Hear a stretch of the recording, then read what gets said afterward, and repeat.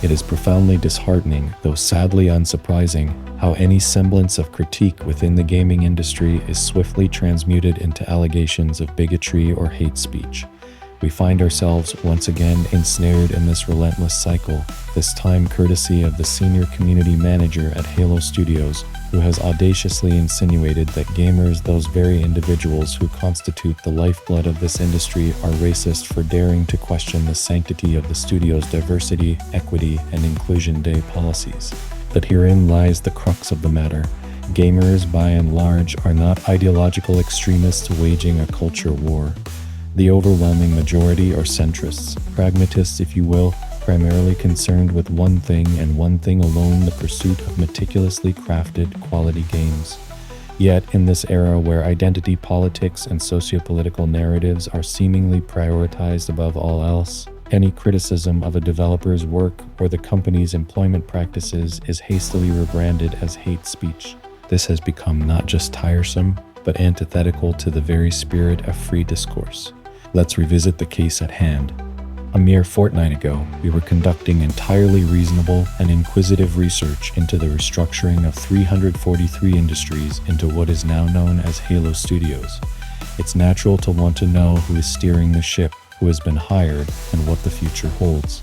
However, in the blink of an eye, those inquiries were weaponized against us, contorted into accusations of racism. And why? Because we dared to ask pertinent questions about some of the company's recent hires, particularly those who champion day initiatives. It is as though the mere act of scrutinizing a public figure's resume, available for all to see on public platforms, has become a thought crime. This is not merely an isolated incident. It speaks to a broader, more insidious trend, one in which any form of dissent, no matter how valid or rational, is cast aside as a manifestation of right-wing extremism. And yet, this narrative conveniently ignores the reality that most gamers, irrespective of their political inclinations, aren't interested in waging a war over identity politics. What they are interested in is the simple, almost quaint idea of well-made, meticulously crafted, and entertaining games. The issue at hand is multifaceted, but let's distill it.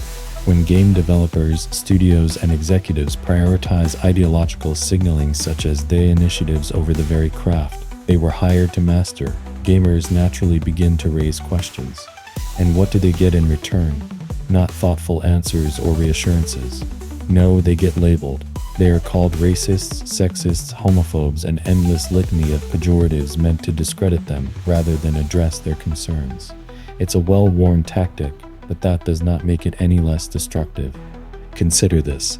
We've seen a seismic shift in the last decade, not just within the gaming industry, but across all sectors of society. A decade ago, Gamergate was merely in its infancy, and the gaming world, while not perfect, was at least centered on creating immersive experiences. Fast forward to today, and the focus has shifted almost entirely towards socio-political agendas. Studios have become obsessed with diversity quotas, not as a means of ensuring fairness, but as a performative act, a way to signal their virtue to the world. And when this approach is questioned, it's immediately chalked up to intolerance. But here's the rub. Gamers aren't sitting in judgment of someone's race, gender, or sexual orientation. They're questioning whether these hires are being made because these individuals are truly the best candidates for the job, or if they are merely fulfilling some arbitrary diversity checklist. This isn't an attack on identity, but a demand for competence. John Janicek, in his role as senior community manager, chose to address the criticism levied at Halo Studios by taking to social media, specifically X, formerly Twitter. His response was one of self-victimization, lamenting that in his decade of service, his work had never been questioned due to his race, gender, or religion. This response, however, completely misses the point. A decade ago, the gaming industry was an entirely different landscape. We hadn't yet reached this fever pitch of identity politics where questioning anything remotely tied to diversity was considered blasphemous. His lament is not an indictment of gamers' supposed intolerance. It's an indictment of how much the industry has changed, and not for the better. What's particularly egregious is the way in which developers and community managers like Janicek weaponize identity to shield themselves from criticism. If we criticize a project helmed by a woman of color, Suddenly, it's not about the quality of the game, it's about our supposed bigotry. This tactic is not only intellectually dishonest, but corrosive to the very fabric of discourse within the industry. The gaming community has been reduced to walking on eggshells, fearing that any critique, no matter how valid, will be twisted into accusations of prejudice.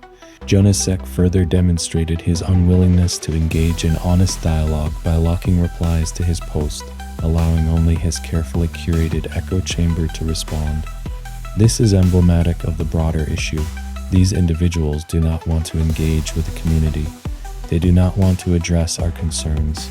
They want validation, and when they don't get it, they resort to accusations of hate speech.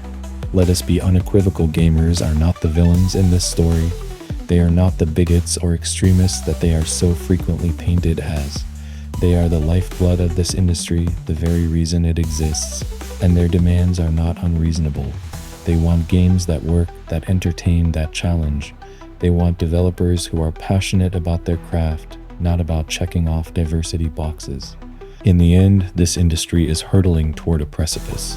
The more it leans into ideological purity at the expense of quality, the more it will alienate its core audience. And that's a lesson that studios like Halo Studios and developers like Jonasek would do well to heed before it's too late. So I pose this question to you, the community. Have we reached a point where the gaming industry has lost sight of its purpose? Are we doomed to see every critique turned into a political battle? Or is there still hope for a return to what truly matters, the games themselves? Let me know your thoughts in the comments below. And as always, if you enjoyed this video, give it a like. If you didn't, feel free to dislike it. Either way, I appreciate your engagement, and I'll see you in the next one.